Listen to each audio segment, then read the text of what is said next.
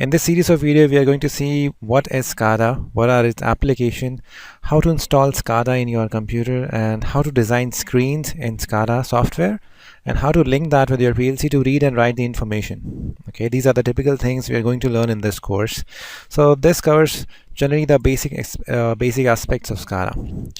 So starting with what is SCADA, I'm going to start this slide. SCADA stands for Supervisory Control and Data Acquisition. So if you see these keywords, starting with supervisory means which is at the top level. All right, control means you are controlling something, and data acquisition means you are acquiring the data, you are reading the information, right? So supervisory control and data acquisition itself means it's a software which is used to control the hardware, which could be your PLCs, PIDs, drives, servos, and which is also acquiring the data from these devices into a computer system. All right, this is the communication network. This is a SCADA system in which it is acquiring the data of these RTUs and also writing the values. So it's controlling and acquiring. It's both, combination of both. It's more like what you can say that HMI is something which a SCADA can do. All right, so let's move beyond, starting with SCADA architecture. In SCADA architecture, we have a control center. Here you can see a computer system written SCADA here, connected by a main hub. Now this is an Ethernet port. Okay, so this is a PLC. PLC is connected by Ethernet board, and this is overall connected to a CPU. Okay, this has assigned some IP addresses which is read by this computer system.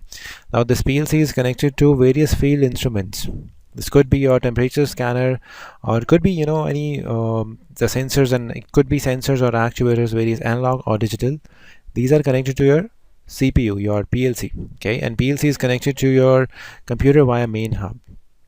So this PLC, this PC has a SCADA software inside which can interact with these field instruments via a PLC and this communication network. Okay, in this case it's Ethernet, and this computer is also connected to various other PLCs, unit 1, unit 2, unit 3. It could be multiple units, all right, based on this main hub. So this HMI, this is a human machine interface which is individually connected to the PLC. All right, so this is independently controlling and monitoring this PLC, but if you need a control station which can read the information from all the units, you need a SCADA system. Okay, so this is connected to all other units via a main hub. So this is the basic architecture of SCADA.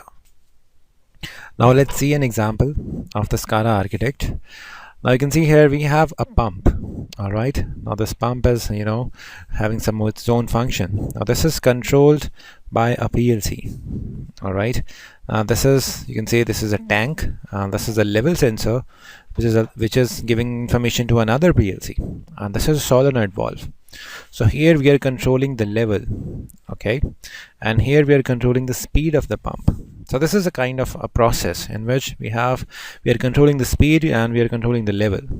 So these independent PLCs are used for this sole purpose. Okay, now this PLC is connected, it could be by some Ethernet or Modbus, to a computer system which is having a SCADA software inside. So this PC can read what is happening in the field. So this is the field. Okay, that's the communication network. Okay, and this is the controlling and data acquiring center. And this icon, you can say this is a database in which you can also store the information about the speed of this pump from last, let's say, 30 days or 60 days or 1 year, and about the level. So you can read at any instant the level is being recorded in this database. That depends on how you are coding your PLC program and how you are maintaining the screens. So this is the database. So this can control and read the information and can store the information for longer term in this database. This is a basic architecture of SCADA. Now if we go deeper inside, in the field we have sensors, actuators, and controllers. Sensors, are the devices which senses the input physical quantity. Actuator is the one which controls that quantity, and the controller is which is in which you write the algorithm. So we have two types, digital and analog, in the field. Then we have communication, which could be wired or could be wireless. Then there's a supervisory control center in which we can store the database. So the information is linked in all these three areas. All right, to see what are the sensor and actuator could be. So sensors could be your pressure sensor, could be temperature sensor, proximity sensors, level sensors. Okay, these are the four typical sensors we have in the industry.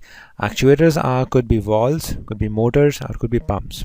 Okay, controllers could be PLCs or PIDs. PIDs typically for dedicated temperature or level control. PLCs for step and analog control as well. Then the communication could be Modbus, Fieldbus, CAN, Profibus, and Ethernet, by which these field devices can interact with the control center. Control center, you may find HMIs or PCs. So this HMI or PCs are controlling these field devices via communication network and also acquiring the data here. So this is the whole loop of SCADA.